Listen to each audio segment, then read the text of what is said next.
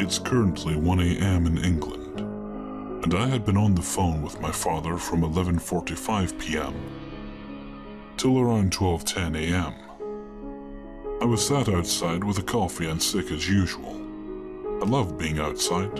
I love the night. As a woman of 22 years who is terrified of the dark and has a very active imagination, I seem to enjoy being outside alone at night. There is something magical and calming about it. So anyway, I was on Facebook talking to a friend and listening to music on my phone. Shout out to anyone who likes Five Finger Death Punch. I kept looking up at the stars, so cheesy, but I love space. We have a motion-sensitive light outside the front of the house where I was sat, and it only stays on for about 1 minute. And after a while I grew tired of standing up to turn it back on, so I stayed seated and put on the torch in my phone, so I wasn't completely blind. Yes, there are street lamps, but where I sit is beside the car and darker than the actual street. 12:30 a.m. rolled around and I was getting tired. I heard the occasional car drive past and it didn't bother me much, as there are a few late-night drivers passing through here. That feeling of peace and calmness suddenly disappeared. I didn't even see the car before I knew something was wrong. I heard a rattling engine coming down the road. I knew it would pass my drive, so I stayed quiet and sat low on the doorstep. Something felt wrong. All of a sudden, this loud, clunky red truck starts to slow down as it gets closer, and then comes into vision as it passed our hedge. Another thing that didn't add up, along with the insane need to turn, was the fact that it was a red truck. I'm not being stereotypical or anything, but it was like something I see in the movies, American movies. Vehicles like this are just not common where I live. Yes, we have trucks and stuff, but it just wasn't familiar or normal for these parts. It was out of place. I didn't know what to do, I just didn't feel right. Before I knew it, the truck had stopped right outside my neighbor's house, and a man slowly opened the driver's side door onto the path. I moved faster than I ever have, and practically threw my coffee all over the floor. I felt sick as I swung the door closed behind me, terrified. I don't judge people by their vehicles or clothes or how they look. However, I have always trusted my senses and gut feelings. It was like slow motion as he climbed out, and I threw myself into the house, still keeping my eyes on him. Obviously, in the few seconds it took for me to stand up and open the door, he heard me and noticed me in the darkness. My fucking torch. Shit. He froze in his steps and our eyes locked. His stare was menacing, and he literally froze in a creepy, crouched sort of tiptoeing position, almost like he'd been caught, but what had I caught him doing? I couldn't lock the door fast enough. I was shaking, so that affected my ability to do anything normally. That gut feeling was so strong I thought I was going to throw up. I finally got the door locked, then turned off all the lights as fast as I could, and quickly ran over to the window. But before I got there, I heard the truck door slam shut, and the man speed away. What the fuck was he doing? What did he want? He was heading towards my neighbor's front door. They are all usually in bed around 11 latest, so I knew it wasn't possible for it to be a friend stopping by. It didn't feel right. That's the only reason I'm so confused and needed to share this, because it doesn't feel right. If it wasn't for my ability to know when something is wrong, I believe I would have stayed outside and possibly asked what he was doing. But I know something was bad about him. I can't deny that sickly feeling I got. I haven't had a feeling that strong in a long time, and I'm not taking it lightly. I might speak to the neighbor tomorrow and ask him if he was expecting anyone last night. So, guy in the red truck, let's not meet. Hey, quick update. I've only just managed to catch my neighbors as they were leaving for the morning. I told them everything. They were shocked, but really grateful I told them. Turns out they were not expecting anyone, and it wasn't a delivery or anything of the sorts, as I suspected anyway. It was all too unusual and too late to be that sort of thing. Where I live is a small village that leads into a larger village, and for some reason, it is perceived as an area in which rich people live. This is not the case. So the neighbors told me they have security cameras up, and they're going to check them when they return home later. I'm so glad I was outside when it happened. I'm glad they're all okay and nothing was stolen. God only knows what his intentions were, but thankfully he noticed me and shit himself. Goodbye, Mr. in the red truck. Don't fucking come back. I think it's important to always listen to your gut feelings, guys. It has never failed me yet. Thank you for reading, and please, stay safe. This happened years ago, but I still think of it often and refer to it as my scariest story. Sorry if it's really long too for you. I've told this story so much there's a cadence, way I love to tell it. I was 20, and I'd just gotten my first car, Ford Mustang convertible.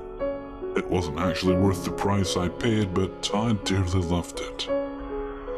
My favorite thing in the world was to drive late at night on abandoned roads. And I was even more in love with it when I was 20 than now. I decided to take my car for a drive, and bear with me as I describe the roads to you because it does have bearing, I promise. I lived in the Denver metro area in Colorado at the time, and my favorite roads were the mountain roads. This time, however, I wanted to stay in range of cell service. I'd been talking to a new beau, so I drove down to Golden to follow Highway 93 along the Front Range up to Broomfield or Boulder. It's usually a pretty good and solitary drive at night, and as it was around 1 a.m., I knew I'd have the road to myself. All was going well. I had passed the roadwork and cop at the 72nd Street junction and decided to get off a road in Broomfield that would take me east perpendicular to Highway 93 down a looping hilly street until I reached Indiana Street. Indiana parallels Highway 93 until it ends against a road further south, closer to where my home was.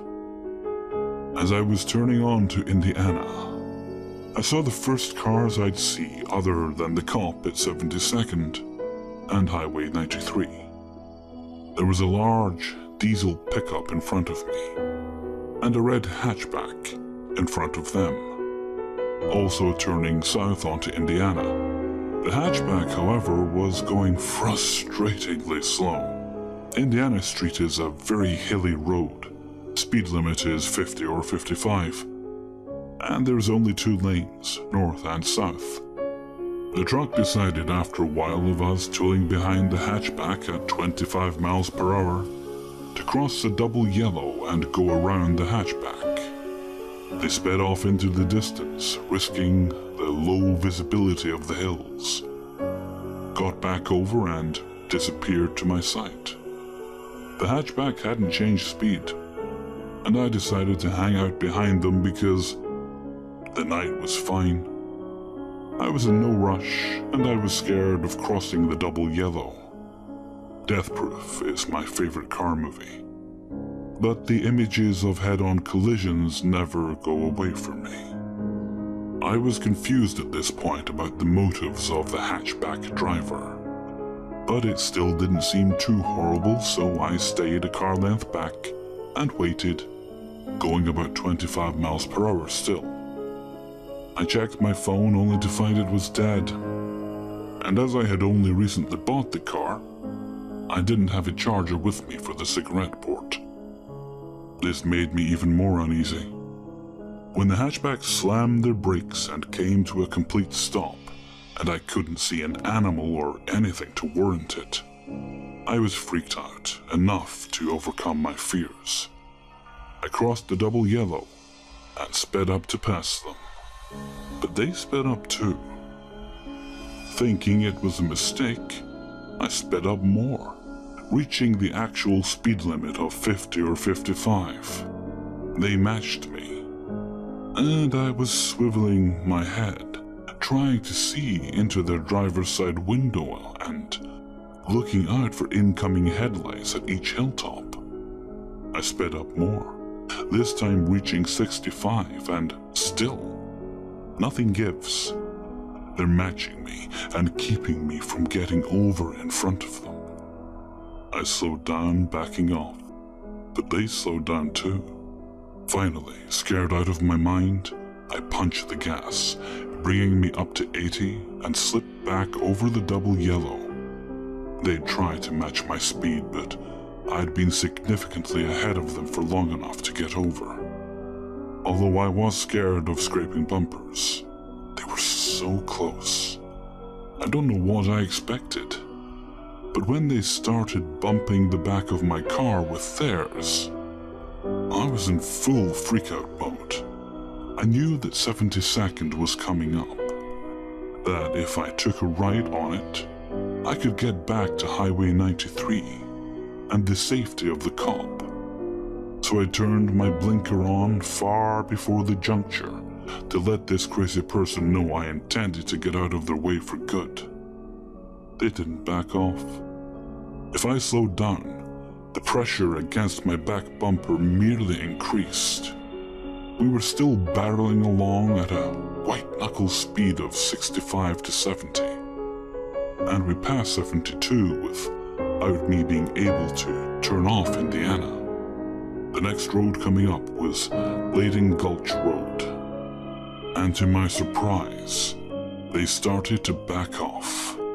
I flicked my blinker without thinking, wanting to get away from them ASAP. But of course they followed me onto the road, continuing to press at my back bumper until they were going 60 in a 45. With no real street lamps and lots of curves. I couldn't remember if Leyden Gulch Road went all the way to 93, but I was praying it did when I started to see cones and signs of roadwork along the side of the road. Suddenly I saw a road closed sign, moved off to the left of the road, as if it had been in the middle earlier that day, and I instinctively slowed down, thinking about cartoon characters flying off the edge of a cliff where a bridge used to be. Luckily, the hatchback behind me slowed down too. We slowed down to a reasonable 35, and I thought the danger was over when the road ahead turned into gravel, and suddenly I was driving past mounds of dirt and gravel several times bigger than my car. I tried to make a U-turn, but the piles were too close together and I ended up horizontal, trapped between 3 piles, to either side and behind me. Ever since I'd gotten in front of it, they'd had their brights on, and I couldn't make out a face or license plate. Now, as they drove up the middle of the road perpendicular to me, I was blinded and panicked. I tried to think of what would make them, whoever they were, hesitate or think twice. I started looking cocky, almost smirking, eyebrow raised. I'm a girl, so seeing a girl who should be hella freaked out, looking amused and self-assured, would be weird in this situation. I imagined I had a gun or some secret up my sleeve they didn't want to mess with. There was a really long silence during which I started to wonder, what if they had a gun? What is going on, etc. Finally, I heard their car door quietly shut. The silence, lack of yelling, road rage, and explanations freaked me out so much that I decided to risk driving my car directly at one of the piles, hoping to go slanted across the side of the pile and around their car. I kept my face locked into "fuck you doing here" sort of face, and hit the gas, looking at where I presumed they were the whole time. I was still pretty blinded and couldn't see much but bright light or shadows. My car miraculously made it, and I tore out of the dead-end roadwork zone and back onto Indiana Street. I looked for pursuit, but didn't see anyone, and made it safely home without seeing many other cars that night. The next day I went back to the area with my brother and sister, and the road closed sign was back across the middle of the road and no longer at the side. I tried to call the police, but it was confusing. Because one, I didn't have a lot of useful info beyond red hatchback, and two, there was a little girl, 10, missing around the same time, Jessica Ridgway, and all resources were on the manhunt. They eventually found her body in Leyden Gulch, but the teen, 19, accused did not own a red hatchback, so I'm at a loss. Edit. And 3. The area it happened in was county police jurisdiction, not town or city police, and they were hard to get hold of. I'm just very grateful nothing happened to me that night, and very sorrowful for the little girl. 2. In 2012, I was living in Rome for the summer. My apartment was very close to the Colosseum, but I was working as an undergraduate visiting researcher at the university.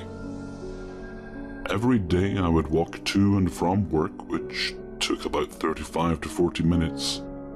One evening I decided to take an alternative route that would shave off some time from my walk. Normally, I would have went through the main termini, where all the people and shops are. The new route, however, had me cross the tracks farther down from the actual station. As I got closer to the tracks, I noticed the area began to look really rough, and that there were a lot of homeless people hanging around. I power walked through it and just avoided eye contact with everyone, and eventually reached a small traffic tunnel. About halfway through, I felt someone come up behind me. He smelled terrible, and was almost certainly foreign, as his Italian had a very, very thick accent, and he didn't look Italian. My Italian also wasn't very good at that point, and I couldn't really understand what he was saying, so I said, "Mi dispiace, non parlo italiano." The guy still wouldn't stop talking to me, even though he knew I couldn't understand what he was saying. I just assumed he really wanted money or something, but would go away on his own when he figured out I wasn't going to give him any. We reached the end of the tunnel, and I was doing my best to just ignore him. I looked around and noticed the streets were abandoned, even though it was just after rush hour. I turned to him at some point and said, "Basta! Stop, that's enough." He just kept following me and talking. I had begun to get nervous, but because he wasn't doing anything really threatening, I wasn't overly worried. When I reached a small stoplight though, the guy's hand reached down and tugged at the bottom of my dress, and sort of started to lift it. At this point, I felt threatened and swung my bag at him, which made him stagger a little. It was my laptop bag and was pretty heavy. It was enough for me to take off in a bit of a sprint. However, I noticed when I looked back, the guy was still following me, just now at a small distance.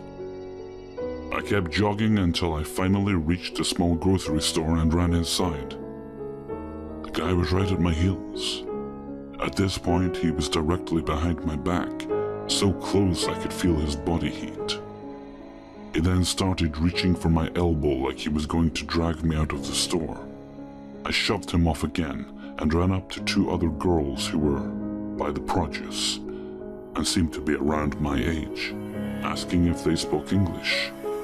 When they said yes, I motioned to the guy behind me and told them the man had been following me since the train tracks. The girls' faces turned pretty serious at that point, and they started speaking rapidly to the guy in Italian.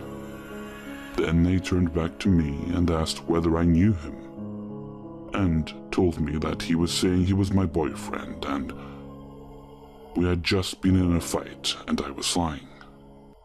I told them I had never met him before and had no idea who he was.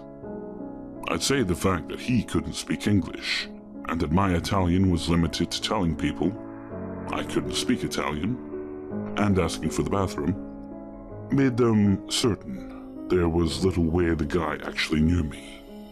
One of the girls then left to get the manager, who promptly threw the man out and told me he was watching the monitors to make sure he went away. After the manager realized the man wouldn't go away, and having him attempt to re-enter the store about half an hour later, he called the police. The police arrived and I told them my story. By that point, the guy seemed to have finally laughed, probably scared off when he saw the police coming. The manager then gave me a ride back to my apartment so that the guy couldn't follow me, just in case he was still lurking around. Luckily, that was the end of that, and I never walked past the train tracks again.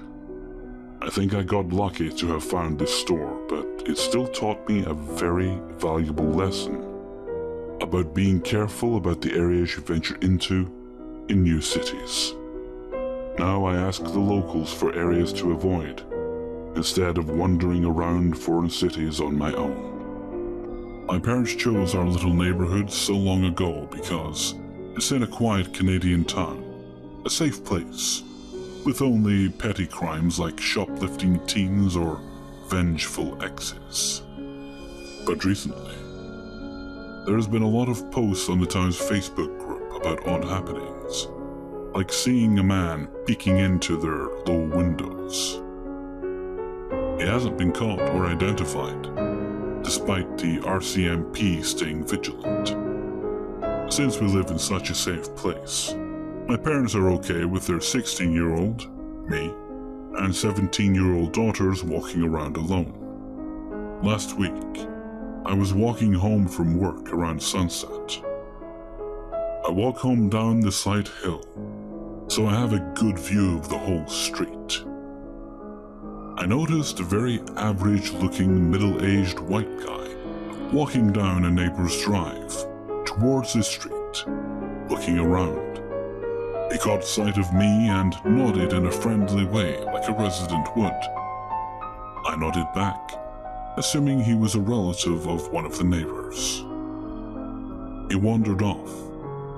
You know when you're watching a bad movie and the actors walk like they're acting?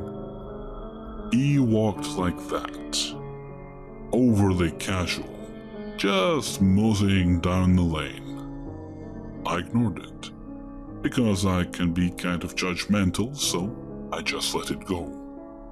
The next day I was in the kitchen while my 3-year-old sister Pearl was in the living room, connected to the kitchen via an archway, playing quietly. She's shy, incredibly shy. I was just drying dishes when she ran into the kitchen, looking comically shocked. I followed her back to the living room and saw a man disappearing around the hedges onto the street. I realized then that the odd man must have paid a visit and was peeking at my fucking sister. I called it into the RCMP, letting them know I'd had a sighting and where we lived. He wasn't usually a repeat offender, so I wasn't worried that night. Since it's summer and incredibly hot in Canada right now, I sleep with my window open and a screen to keep the moths out. My bed is against the window with my pillows just under it, and my room's on the bottom floor next to the front door. I was on my laptop late at night, like 2 a.m., when I heard an odd noise, like a rustle. Sometimes we get bears, so I peeked out the window at the garbage just to make sure. Nothing. My window was next to a corner that turns into the front door. I went back to dicking around when I heard a jiggle this time, like the screen rattled. It could have been a breeze, because the screen's old and loose. I hate when the wind rattles my door and window. So I didn't even look behind me. Just reached back and slid the window closed. After a while, I turned off my laptop, and silence filled my room without the fans running. I was trying to sleep when I heard the sound of something falling into the bushes. I realized, oh fuck, it's gotta be a bear or a raccoon fucking with my house again. My sister leaves her window open all the time, so I got up and started down the hall to her room. The way the house is laid out, I can see into my sister's room from my room. Against the light from the street lamp, I watched someone pulling himself over my sister's window ledge and into her awfully messy room. She was camping with her classmates that night, thank God. I didn't even think. I just ran across the hall into Pearl's room and locked the door. She was sleeping soundly, so I pulled out my phone and called my mom's cell. She answered, angry. Why the hell are you calling me? What's going on? Are you even home? Mom, call 911. There's someone in the house. She started crying and woke up my dad. Their room is upstairs, and my dad called 911 while Mom stayed on the line with me, making sure Pearl was safe and I was safe. The RCMP showed up fast. Canadian police are good at their jobs, in my humble opinion, and busted in. The adrenaline had started to leave me and I was terrified, holding on to my sister's bed and just praying. A rustle came from outside, and I turned away from the door to look at the window. A dark shape was pressed against Pearl's window, standing in the backyard. It was Pearl he was after, this whole time since the first time he looked in on us. Since the Mounties were in the house and he knew this, he just took off running. They came in and Pearl started bawling because she was woken up. But I just held her and cried. Nothing scares me, and I mean that. But when it comes to her, I just can't. So creepy guy, I hope they catch you. And if you even try to touch my siblings, I swear to God, I will kill you. In second grade, I'm now a sophomore in college, I got close to a boy named Justin.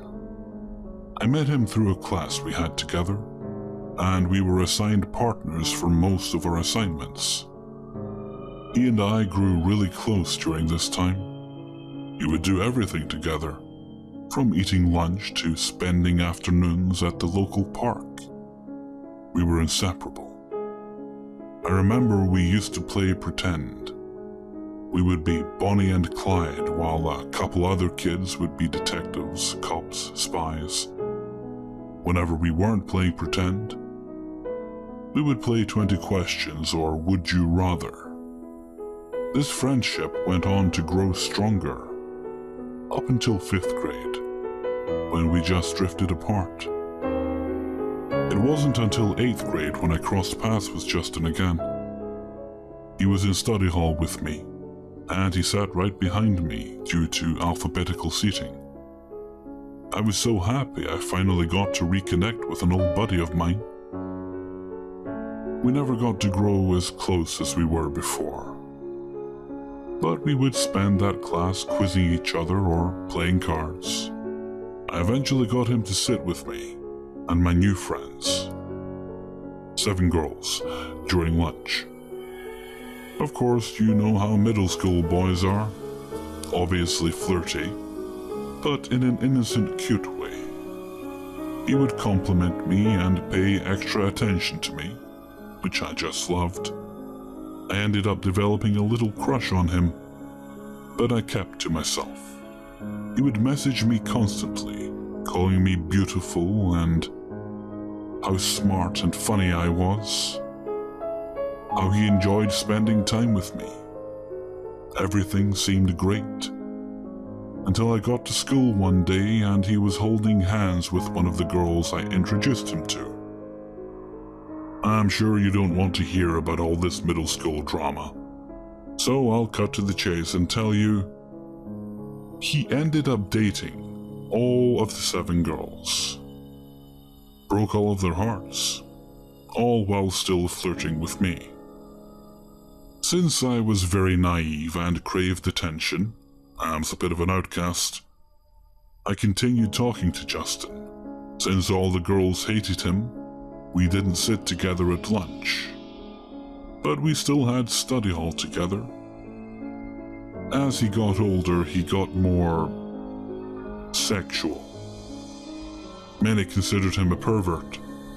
Whenever he messaged me, it got more and more inappropriate on his side. I started to try and distance myself from him and not message him as much. But this just made him speak that way in person. I did not realize it was a very bad thing, and that I should have told someone until it was too late. It was a few weeks before winter break. I believe it was a Wednesday. We were playing Uno when he started to tell me gruesome threats. I want to rip off all your fingernails, use them to scoop out your eyes, and fuck the holes.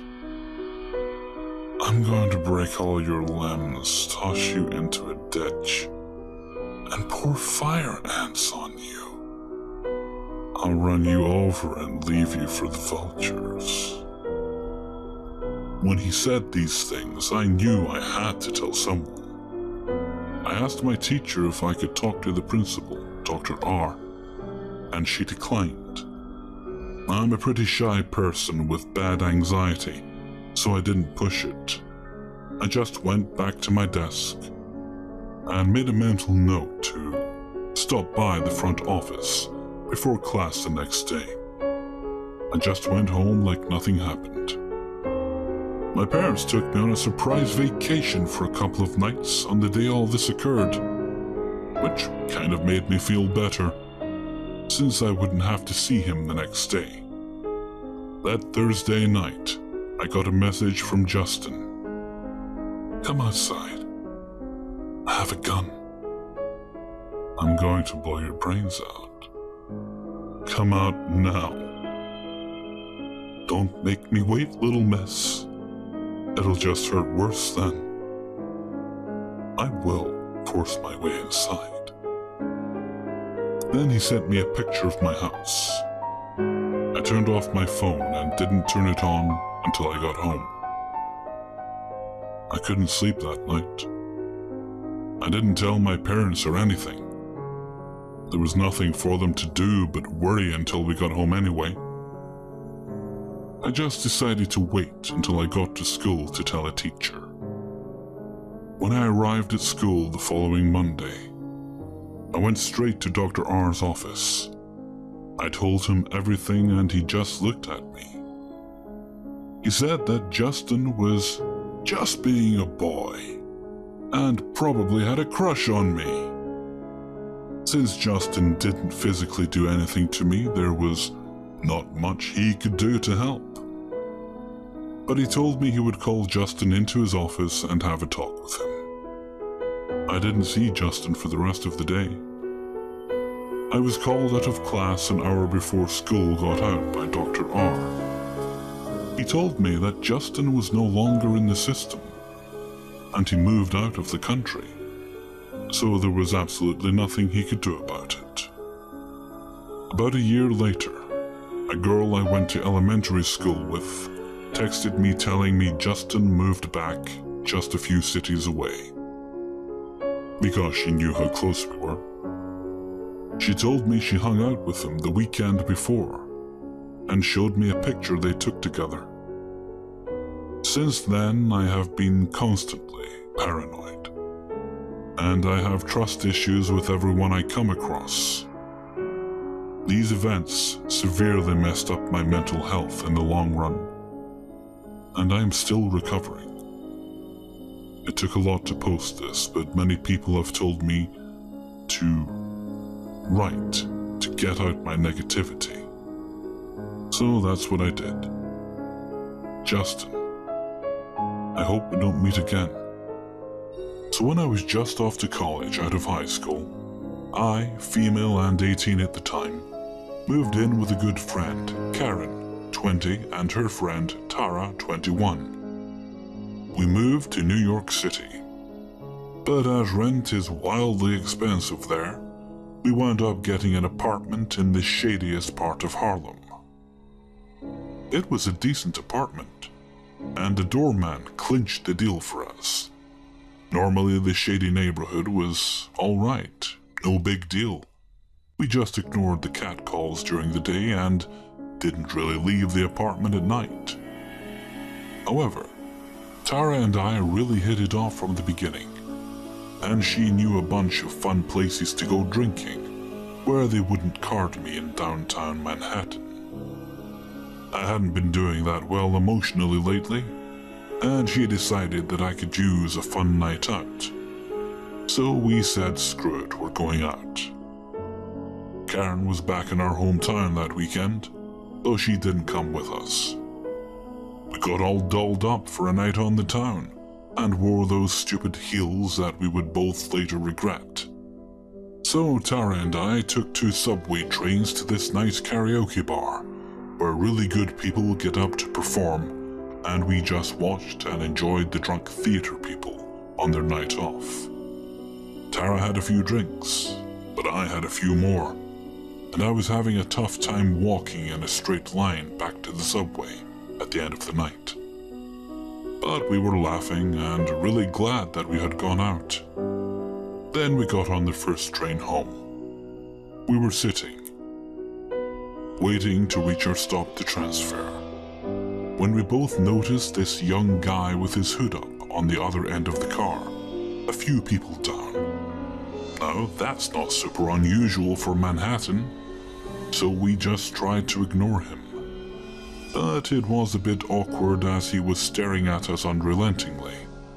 Again, not super unusual. We were dressed up and some people just stare in the city. No big deal. Ignore them and they go away.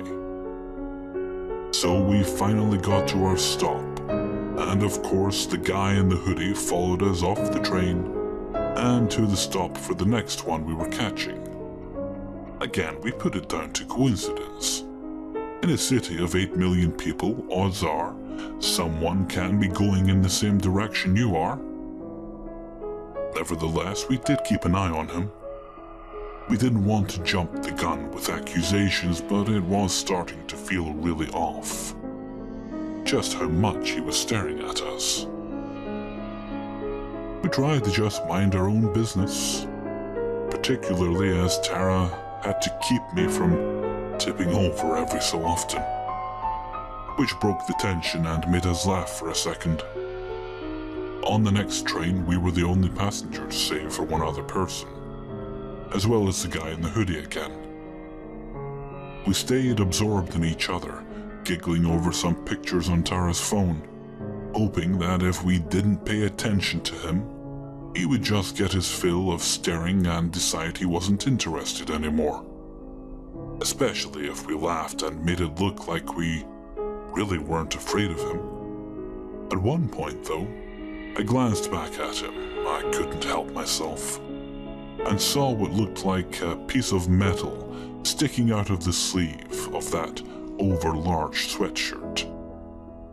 He saw me looking, and we looked at each other in the face for maybe a fraction of a second. But the focus of his stare made it feel so long. His gaze was totally calm, just unrelenting. I looked back at Tara and widened my eyes, flicking them towards him in a sort of crap, Tara, look at this guy communication. She did, and I was watching her face the whole time. I saw all the color go out of it as she too spotted what looked like a knife up his sleeve. Tara told me later that they too locked eyes, and she felt everything inside her freeze. I didn't know what to do, as calling the police wasn't going to work just then. In front of this guy in an almost isolated spot, and we were almost at our stop. When we got off, our apartment was about 4 blocks from the subway, so the way I figured it, we had a better chance of getting home than of the police getting to the subway to help us there by the time we pulled into our station. As soon as the car stopped, we got out, and my slightly drunk ass immediately reached down and took off my shoes while still walking towards the stairs to the street. Impressive, I know, thank you. Tara didn't bother, but was already halfway up the stairs. I turned around to see where the hoodie guy had gone, and there he was, walking confidently towards me, eyes deadpan but never moving away from me. I felt like I was going to vomit from fear. My stomach was twisting so much. It suddenly felt like I hadn't had a drop to drink. I ran up the stairs behind Tara, and we both just let loose down the street. My mother had given me pepper spray and a little bottle that looked like lipstick as a housewarming present, so I tried to unzip my purse and get my hand inside while we were running. But it was next to impossible, and it was slowing me down, so I gave up and hoped that I could get it out if he caught us.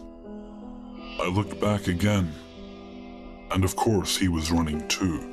Now his knife was totally out of his hoodie as he pumped his hands. It looked like one of those big switchblades. Totally illegal. I kept glancing back even though I was running almost full out at this point, trying to keep Tara next to me with her heels still on. Maybe it was just because I was so damn scared at the time, but it seemed like running was nothing to him. He was still so calm and zeroed in on us. He stared straight into my eyes whenever I looked, and had pitched this little half-smile onto his face. Totally calm, not grinning or angry or any kind of emotion I could recognize. Just a sort of casual, "I'm going to catch you, you know," face. I ran past the usual group of homeless guys about halfway to our building. They made some kind of comment I couldn't hear. I assumed they were making fun of us when they saw us running towards them. Me with no shoes on in a really gross part of the city.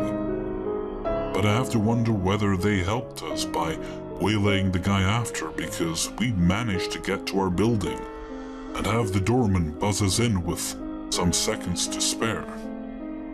We ran panting and half crying to the doorman's desk, staring at the doors the whole time, and had just enough time to start explaining in hysterics that we were being followed when there was a huge rattle at the front doors, and the guy was there, shaking the handles violently, trying to rip them open to get to us.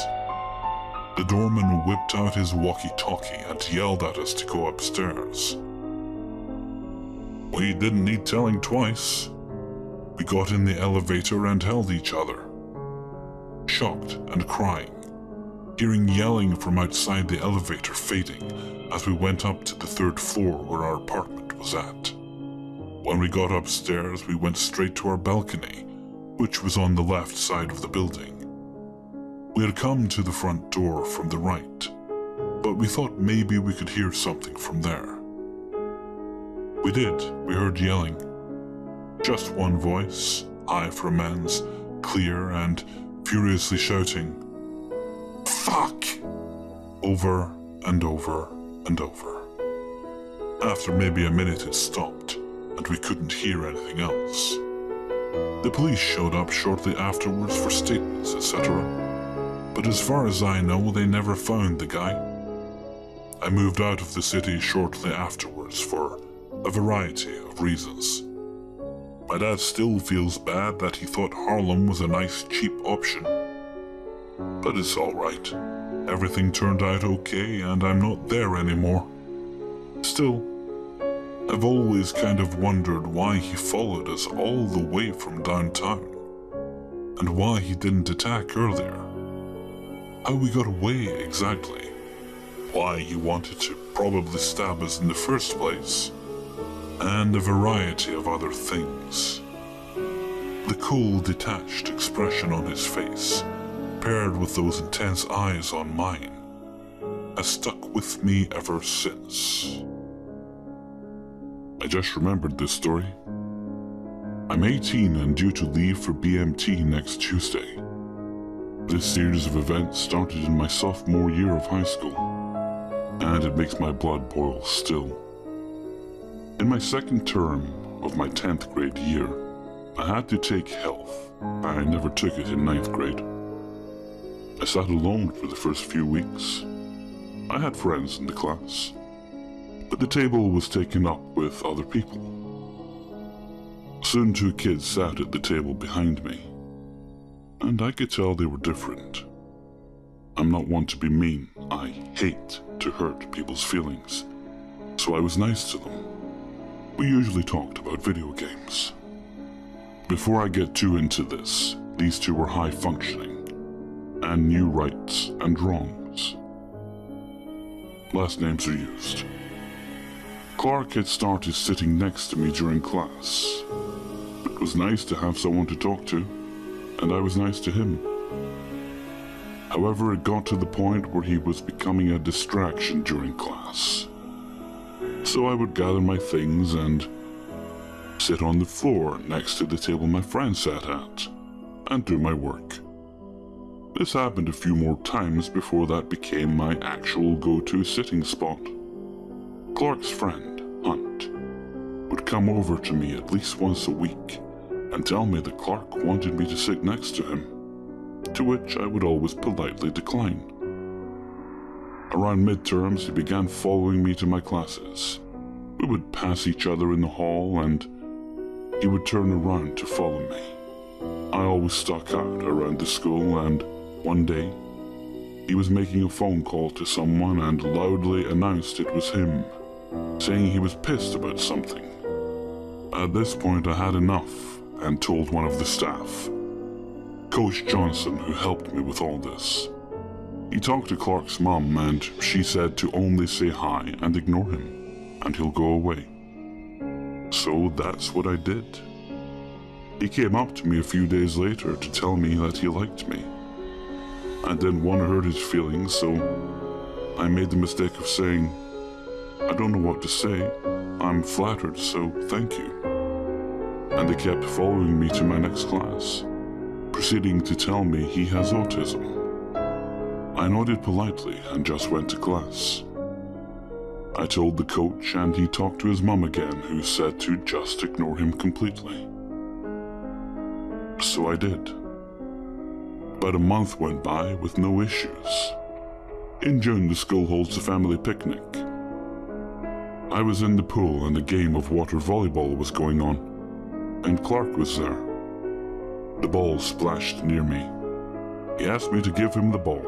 Still ignoring him, I tossed it to Hunt, who was there with him, and went back to swimming with my friends. Later, after the senior's last day, he spoke to me in the hall. You're gonna get what's coming to you, he said. He repeated it 3 times as I walked by, before finally I yelled at him, telling him to shut the fuck up. It was the weekend before the last week of school, and I was checking my Facebook. I saw that Clark had messaged me. Hey, hi, hey bitch, I saw you in the hall today. I know you want this, D. I'ma shove mine in you. Can't wait, you're gonna get what's coming to you, bitch. The account was deleted shortly after. And the next day, me, my mom, and my dad went to the principal to have her help. We showed her the messages and spent a while in there. The coach was on the phone with his mom, who said they were just discussing what they were learning in health. She just kept making excuses, which infuriated my parents. And then she had the coach ask my mom if she wanted to talk over coffee. After that, Clark was expelled, and he posted how much of a bitch I was on Facebook after I blocked him. Then his family moved up to Canada. I cannot hold grudges to save my life, and my boyfriend says that my only flaw is that I forgive too easily. Anyway, it's a year or two now, and it's my senior year. I rarely ever go on Twitter, but I see he followed me and sent me a message. I apologize for taking so long, as I never go on Twitter. It was a normal conversation after that. Eventually, he sent me a new friend request on Facebook. I accepted, and we talked a bit. In my profile picture, I was wearing a Wonder Woman Bombshells outfit from Hot Topic. This is how the messages went. Clark, I love your picture. Me, thank you. Clark, those curves though. You still a virgin? You look like you give it away. Me, yes I am. That's not something you ask a girl. Clark, sorry. The topic switches to basketball, which I could care less for. But, no well. Stupidly, I didn't delete him. The next day, he went on to tell me he was going to pull all the girls in college, and had said, I got suspended for slapping a girl's ass today. I'm a beast. I told him off for it. A few days later, he said he did it again. Clark, I know you're going to be mad, but I slapped another girl's butt. Me, what the hell? You know how wrong that is. Clark, can't help it. I've been obsessed since 9th grade. I blocked him after that. You should pray I don't see him again. The college I attend has a history as a party college, but also a record of assaults, muggings, break-ins, rapes, etc. Just this year, 2 students have been shot, and an upstanding member of the punk rock community was killed by a stray gunshot when a house party turned violent. I say all that to let you know that I am aware of all of this, and yet I'm still here. I don't have a whole lot of choice thanks to money, but I'm doing my best to stay alert while trying to finish my degree. I also work on campus, which until very recently seemed like the safest place to be, the university newspaper. There are journalists here at all hours, and I only work from noon until 5. I've never had an issue in the parking lot, which is where I'm most wary. It was in the damn bathroom where I had my scare. There's not a staff bathroom because the building is part of the school, so it's a 2-seater for the women's and, I presume, a similar setup for the men's. The bathroom is maybe 25 feet down the hall from the door to the paper, so not a long walk and not at all out of earshot of all the conversation and bustle. Getting back to the aforementioned event from a few weeks ago, I was walking along to the bathroom, having left my keys and phone in my office because why not? The building is safe enough, and I didn't think I'd need the little knife on my keyring. Until I noticed that there was a guy hanging out by the end of the hall, just 5 or so feet past the doors to the bathrooms. Initially, I ignored him. He was on his phone, and I assumed he was waiting on someone. Or maybe just killing time. But something about him kept bothering me. He didn't look odd. Tall, skinny, dark hair. That was a little crazy. He looked like an unkempt and unattractive version of Dan Avidan from the Game Grumps, if that helps. Like if Dan had a creepy, grimy cousin. I remember distinctively that he had a heather grey t-shirt with a band logo on it, but not which band. His jeans were filthy, but I spent a semester apiece in ceramics and blacksmithing. You can get really dirty at this school and not have the option to clean up before your next class if you're unlucky. But it was the fact that he wasn't really looking at the phone in his hand that really caught my attention. He wasn't looking at it, but around, and when he saw me, he immediately stood up straighter and started staring at me. I am not pretty. I'm not really even that cute. I'm a bit overweight, and it's not carried in a shapely fashion.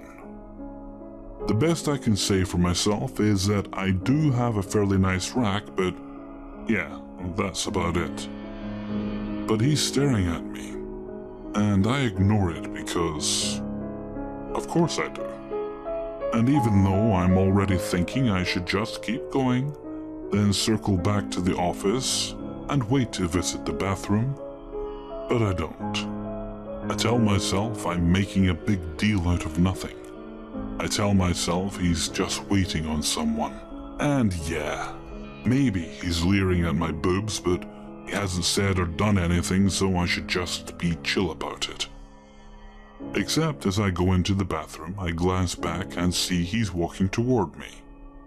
I step into the bathroom, which is basically a squat rectangle with a little protruding square where the door opens onto the hall, and then step to the side by the mirror. This puts me out of immediate view should someone walk in, and I'm only standing there for maybe 10 seconds before the door opens. Normally these doors have hinges that scream like they're the victim in a slasher movie, but the door is being opened so slowly that it doesn't make a damn sound. He steps in like he's sneaking, putting his feet down quiet and slow, and his eyes are fixed forward on the stalls. When he sees that both the stall doors are still open, and the toilets themselves are unoccupied, he stopped and stared for a second, then noticed me. He jumped back about a foot, then turned and bolted from the bathroom.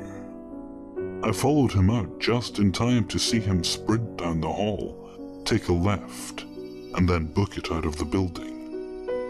I haven't seen him since, and I did report it, but of course I was told by campus security that the cameras in the halls aren't actually active because they don't have enough staff to monitor them all. Back in 2013, I had just graduated high school.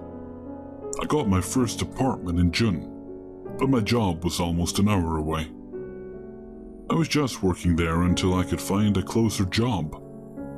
I worked in a town full of crackheads and trashy people. I had just gotten settled in my new apartment and was home alone one night after working that day. It was about 11 p.m. I got a call from a blocked number. I thought it was my friend trying to be funny, so I answered. I said hello and heard breathing on the other line. I said hello once more, and what I heard next haunts me to this day. It was a man's voice, very deep. He said, "I'm coming to your house." I was kind of nervous, but laughed and said, "And do what exactly?" And this is where it gets creepy. I'm going to bust open your door and shoot you in the fucking head with a shotgun. My stomach dropped. I didn't know what to say. I was shaking at how calm he said that. I told him I was going to call the cops. He told me he would stab them in their fucking heads too, and that he was coming. He hung up, and I burst out crying. I was so scared and called my parents. My dad talked me down and just told me that it was probably just a sick joke, and to make sure my doors were locked. Fast forward to July, and I'm once again chilling at home that night. It was 11ish again, and I got another blocked number call. I was a little angry that day and answered it in a mean, "Hello?" Nothing but breathing. I hung up and got another call right then. Answered it, and it was the same voice. He basically told me he was delivering a pizza and needed my address. I said there's no pizza places open this late, and he said, "Well, someone is paying for this pizza when I show up." I was more mad than scared, so I said, "Bring the fucking pizza, then I'll pay you in cash." He laughed and hung up. I kept my knife with me tight that night. Next day I'm off work and decide to go to the police station to see if there's anything they could do. Nope. Told me to call my phone company to ask if there's anything they can do. Nope. I just say fuck it and move on. I went back to work and told my manager. I asked everyone if they knew anything, even customers I had become friends with. Nobody knew anything. One of my good friend's dad was a sheriff in the town my parents lived in, and it was close to the town I worked in. I asked him for help, and he made a call to the town police I worked in. One officer came to my work and he wrote out a report. The next few weeks they watched me to my car when I left work. It was usually just me and another female closing. Things died down and the officer stopped watching me to my car because I haven't had any more calls. One of my guy friends stayed past closing every night though, with me and another girl, to make sure nothing happened. Well, he left early one night, and as we were closing, I walked to my car, and across the parking lot was another car. It was white and wasn't turned on. I got in my car quickly and they turned their car on at the same time. I got nervous, but pulled out of the parking lot. They were right behind me. Maybe it was a weird coincidence. I continued driving and they followed.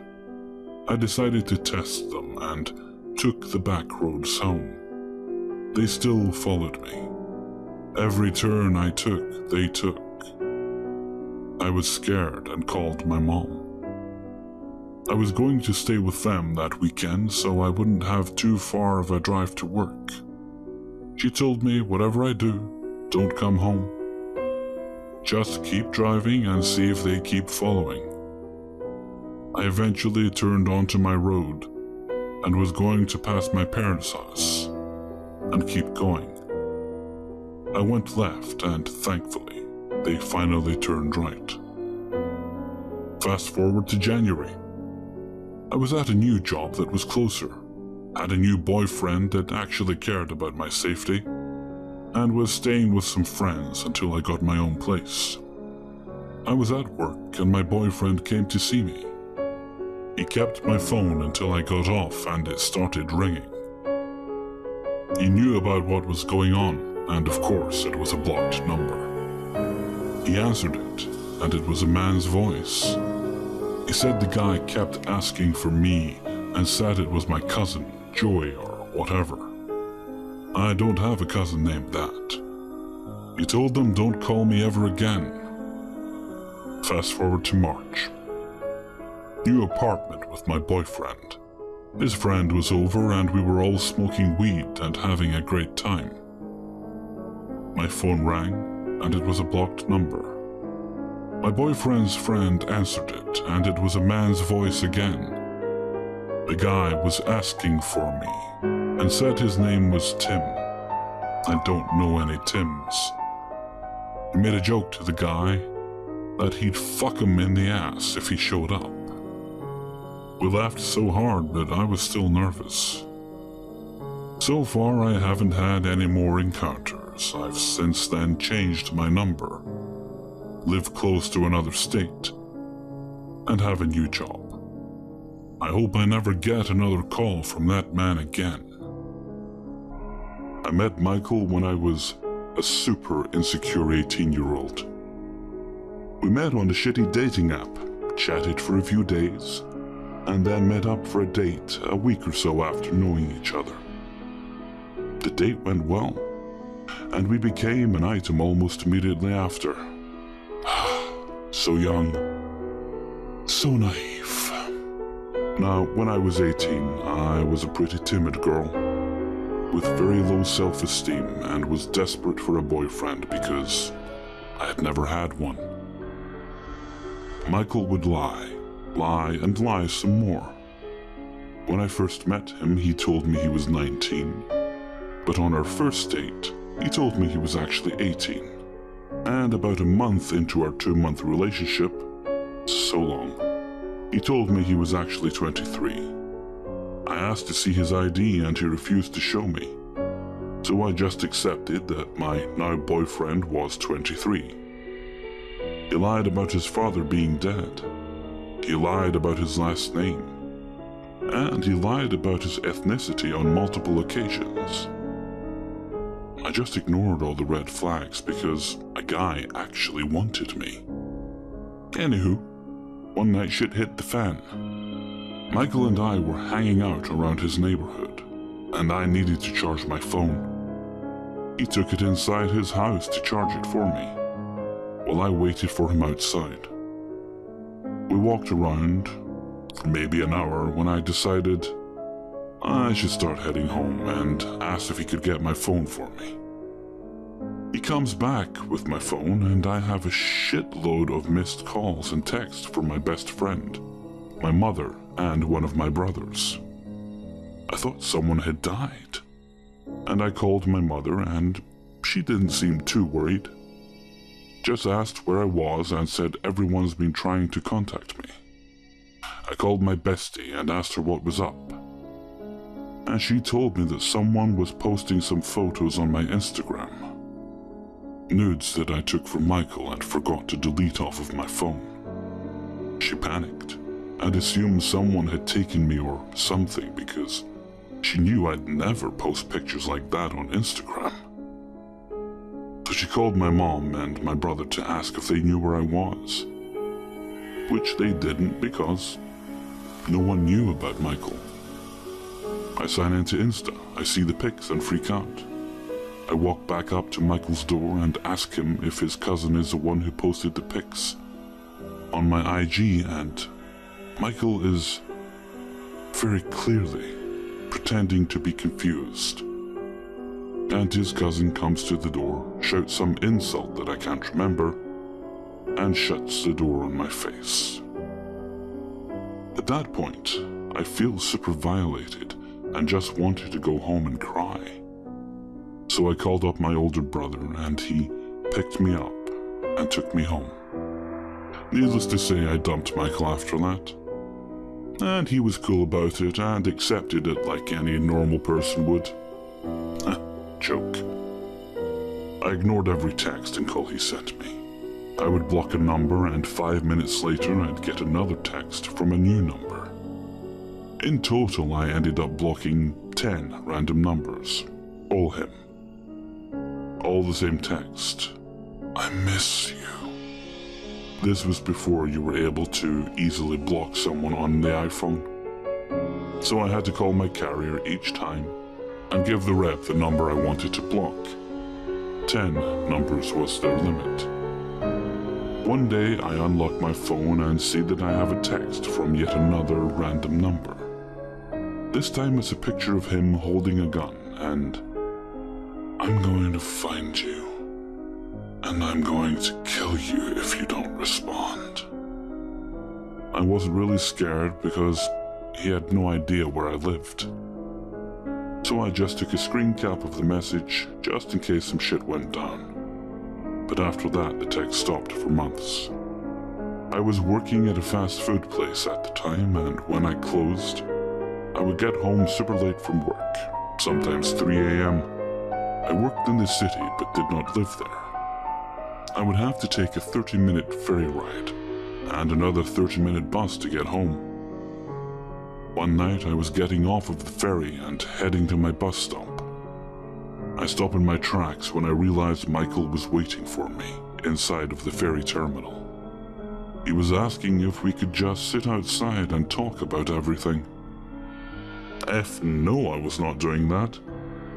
But I didn't want him to follow me home, so I sped walked to my bus stop and called 911 before anything escalated. While I was waiting for the cops to show up, Michael was pacing back and forth in front of me, clearly pissed I called the cops, but not smart enough to leave before they arrived. He decided it would be a good idea to push me down on the ground at the exact moment the Popo show up. The cops came. I told them the deal. I wrote a statement, and they made sure I got home safely. I never heard or saw Michael again, until a week ago. I'm a baker now, and I work very early mornings. Usually when I'm commuting that early, I'm surrounded by big construction workers who are also starting their day quite early. Anyway, I was walking to the train station and suddenly I hear a guy's voice through my music. I look up and see Michael grinning from ear to ear. It's been 4 years since we've last seen each other, and oh man, am I a different person, both inside and out. I take one earphone out, look him dead in the eyes, and say in a very serious, very cold tone, "If you ever touch me or talk to me again, I will slit your fucking throat." Then I skip away into the train station. And of course he follows because he obviously has a weird death wish. I head to the platform and notice that there are a handful of big and beefy construction workers waiting for the train. Since Michael is following me and I now have an audience, I decide I should make a big scene and maybe that'll scare him away. So I turn around and beeline it towards him and start shouting, "Are you fucking following me? I'm not the same weak-ass 18-year-old girl, Michael. I will end your fucking life." He stepped away, a little taken aback. I continue shouting, "I swear to God, if you follow me on this train, I will stab you in the fucking throat." I stepped onto the train and he attempts to follow me. But two very big and very beefy construction workers stand beside me and escort me onto the train while shooting daggers at Michael. I get onto the train with my new besties and we all laugh and joke about how fun it was to start our day with such drama. One of my two new buddies gets off at the next stop, and guess who enters our subway car at the next stop? You guessed it, Michael. Now he's keeping his distance and shouting at me from across the train. He sounds like a lunatic. He's going back and forth between calling me a stupid bitch and telling me he misses me so much. We dated for 2 months 4 years ago, buddy. And then he says, "You have to get off the train at some point." The entire time he was going off, I ignored him. But that comment infuriated me. The nerve of this asshole to think he could get away with harassing me and then threaten to follow me off the train? Nah, not today. Just a little side note. I carry a little pocket knife with me at all times because I live in a big city. And people suck. I calmly took the knife out of my bag and waved it at him from across the train and said, "Try me." I got up and moved to another car. He followed. I moved to another car, and he followed again. At this point, the train was stalled at the station, so I stepped out and asked an MTA employee to call the cops because I was being harassed, and she told me to find a train conductor. I walked back onto the car ready to go find a conductor, but I already see one arguing with Michael, telling him he has to get off the train. He refused, so the conductor called the cops. The cops come, and I give them a very brief synopsis of what happened. The entire time the officer is speaking to me, his partner is speaking to Michael, and Michael is shouting at the officer to check my bag because that bitch put a knife to my throat. The officer that is speaking to me just smirks and asks jokingly if I pulled a knife on him. And I just smiled my innocent smile and say, "Officer, if I pulled a knife on him, you would know." He chuckles, and I'm just hoping he doesn't search my bag to find the knife and weed. The officer took my info down, and I wrote another statement and hopped on the next train and went to work. I am 1,000,000% certain that I'll be running into Michael's psycho ass soon. Hopefully he stays away because I'm not going to be able to control my anger next time. And I will chop his dick off and feed it to the rats on the train track. This happened a few hours ago, and I'm still a little shaken up. I don't think I'll be able to sleep tonight and feel the need to talk about what happened. A little background. My mom owns a boutique which has been going strong for 5 years now. Tonight was her anniversary party, which was held at the store. Quite a few of her friends and employees were there, just having a good time. Being a 17-year-old male, I didn't want to spend all day in a boutique. I spent the day with some friends and left just as it began to get dark. I decided to stop by the shop party and say hi to Mom and her friends. On the way over there, I noticed it was a full moon. Turns out to be quite the coincidence, since everybody says full moons bring out the weirdos. I entered the store, and everything's going great.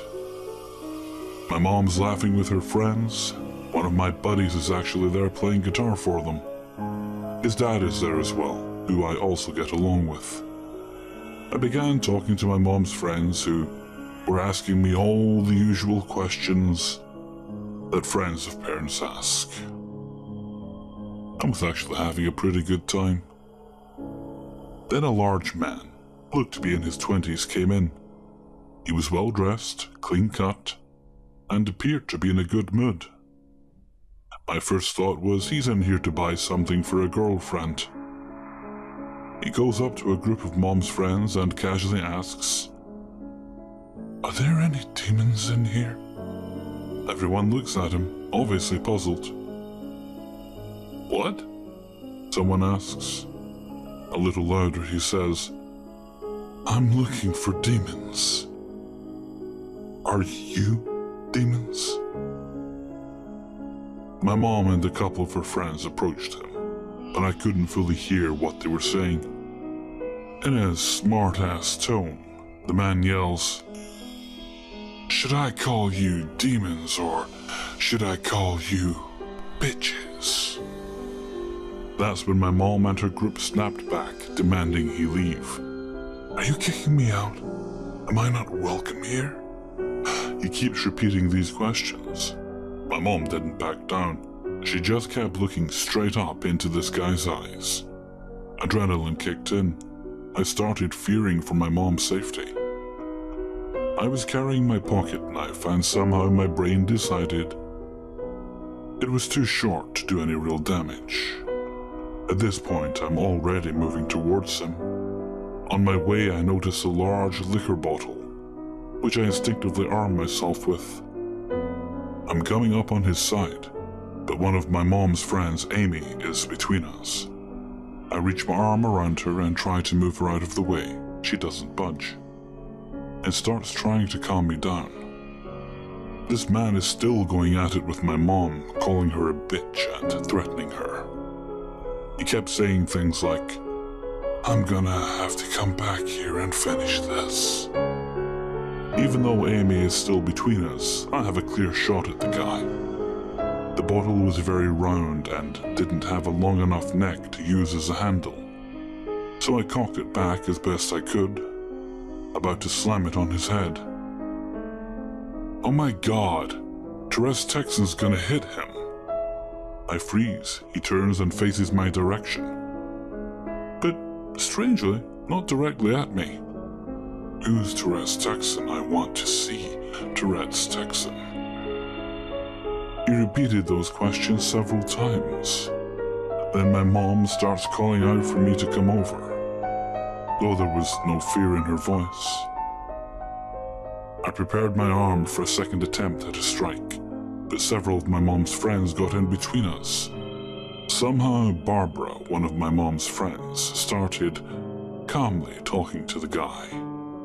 They started talking about Jesus and he yells, "Jesus is a girl." Barbara responded with, "All right, sorry.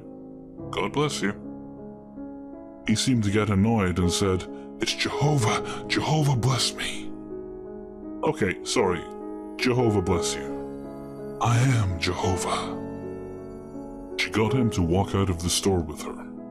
Adrenaline and panic-filled me tried to follow them since I was still intent on smashing the bottle over his head.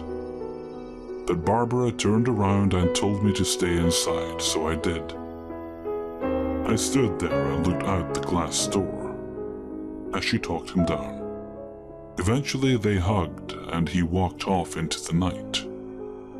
My mom called the area security guard and he came to the shop almost instantly. We told him what happened and he went out and did a quick search for him. He didn't find him. He told us, "All the weird ones come out this time of year." That's when I mentioned the full moon. After that, everything went back to normal. Truth be told, I was still pretty shaken up. Still am, obviously. I found a hammer under the counter and sat by the door the rest of the night. Whenever one of the women would leave, I'd escort them out to the car and make sure they left safe. I keep going over what happened in my mind. Even though I know the situation ended perfectly, no one hurt, and there was no physical contact. I keep regretting not hitting the guy. I take martial arts, but I'm pretty lightweight. This guy was a lot bigger than me, so I know it's stupid of me to want to have initiated a fight with him. It's just hard hearing someone call your mom a bitch and threaten her right in front of you. I'm just glad I was there to help. The weird thing was he appeared perfectly sober. I'm almost positive that he has a mental illness and was off his meds. I volunteered to go up to the shop during the evenings and sit with whoever's working. I guess I'll update this if anything else happens. Oh, I hope it doesn't. Update. I got some sleep last night and woke up a lot more relaxed than I was when I wrote this. The comments here helped me understand that I should have no regrets about the situation. I've crossed out the part about me regretting not escalating the situation. That sounds really stupid just typing it out. I think I can stop obsessively thinking about what I could have done differently. Thanks everyone for talking some sense into me. I needed it. I've only told this to a few people outside my family, and I only recently started talking about it.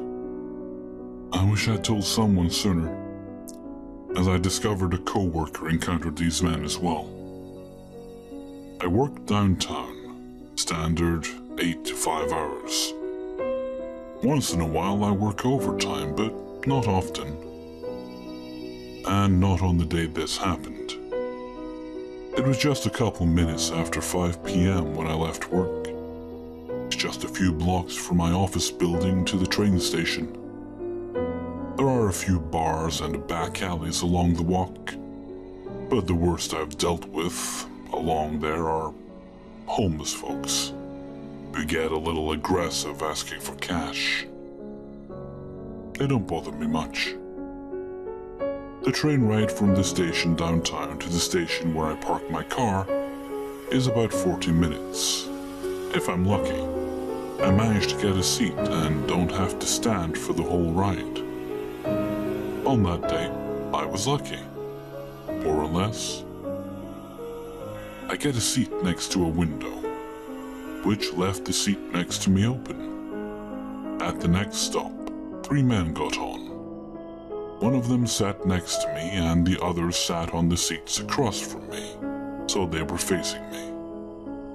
I was listening to music on my iPod, so I couldn't really hear them. I did notice, however, that the guy sitting next to me was trying to move closer to me on the seat.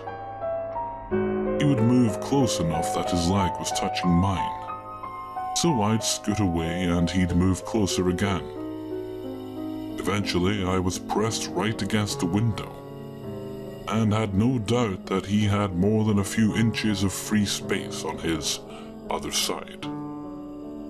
I was wearing sunglasses and could surreptitiously glance at them. I noticed that they would occasionally say something, then all look at me. It was all incredibly creepy and uncomfortable. I was nervous about getting off at my stop, but mine is the second to last on the train line. So when the train pulled into my station, I got off.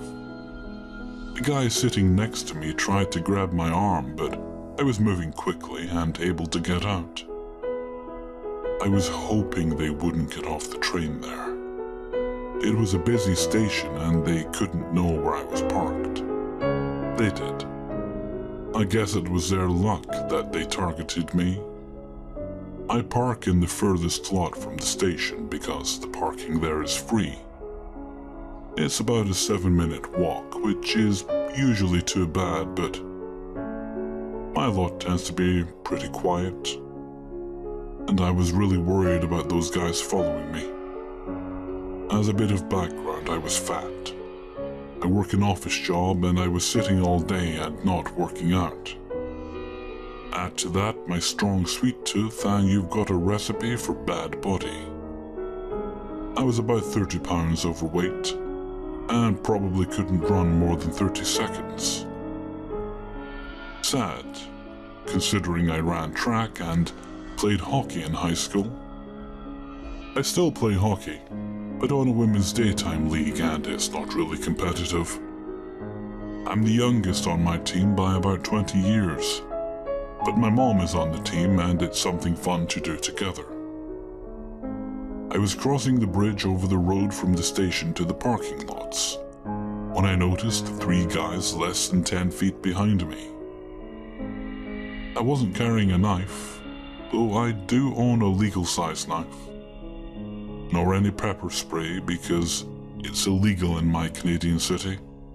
I know a little bit about personal protection though. Required class for girls at the private high school I attended in my youth. So I put my car key and my house key between my fingers. So if I needed to hit someone, it would hurt them, at least a little. The guys followed me across the main lot. They didn't hide the fact that they were there, and the more nervous I was, the louder they laughed. I managed to get across the road between the lots before they got to the road. They had to wait for a couple of cars to pass before they could cross. I was almost halfway across the lot when they crossed the road. I started to run. I could hear their feet pounding pavement behind me. I used my clicker to unlock my car when I got close. I wrenched the door open, so glad there was no one parked next to me. I had barely closed my door and slammed the lock when the guys reached my car. They were banging on my windows, yelling, jeering. I'd never been so afraid in my life. I was worried they'd break the windows and get in. There was a guy at the back, banging on the back of my hatchback, so I couldn't reverse out of my spot without running him over. I should have, but I was afraid and not thinking. I was screaming, but no one was around to hear me. I didn't know what they wanted, but I knew it wasn't anything good. I wished I had the screamer my mom had given me for protection, but it needed a new battery, so I didn't bring it with me. That thought, the one about the screamer, made me realize I had something better. When you're being assaulted, you're not supposed to scream for help. No one wants to help. You scream fire because everyone wants to watch the blaze. So I turned on my car alarm. It was incredibly loud in my car. So loud I thought I would go deaf. But it had the reaction I wanted. The guy started backing off. I saw people walking into the lot, looking in the direction of my car. People could see what was going on.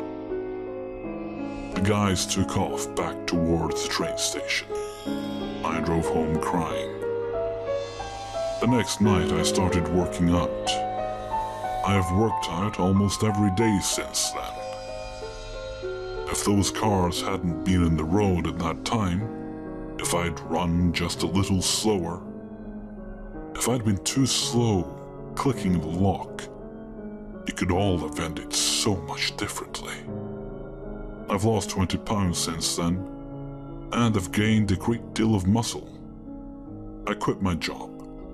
I've had anxiety issues for years, and this encounter made it so much worse. I never want to feel that powerless again.